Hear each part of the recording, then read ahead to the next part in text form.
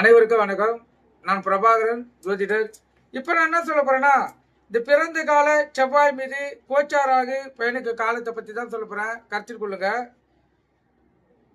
இப்போ பகை கிரகத்தின் மீது தீரா பகை கொண்ட கிரகத்தின் பயணமாக இது. பிறந்த கால செவ்வாய் மீது கோச்சாராகு பயணிக்க காலம். மாத கிரகத்தின் மீது வருட கிரகத்தின் பயணம் என்பதால் பலனை உடனே நடத்திவிடும்.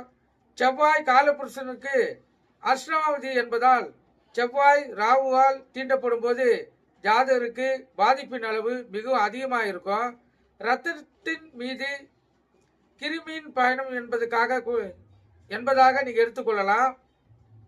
பிறப்பில் செவ்வாய் ராகுவால் பாதிக்கப்பட்டிருந்தால் கோச்சாரத்தில் ராகு செவ்வாயின் மீது பயணிக்கும் போது இரத்த அணுக்கள் அந்த ஜாதகருக்கு ஆணாக இருந்தாலும் பெண்ணாக இருந்தாலும் குறையும்.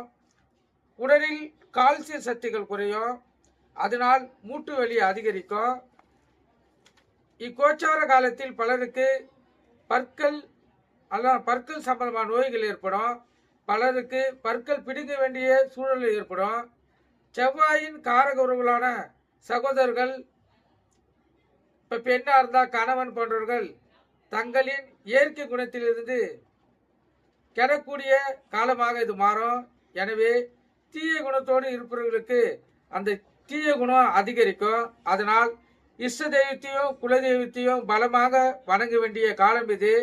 செவ்வாய் மீது கோச்சார ராகு செல்லும் போது கண்டிப்பாக குலதெய்வம் வழிபாடு செய்யணும்.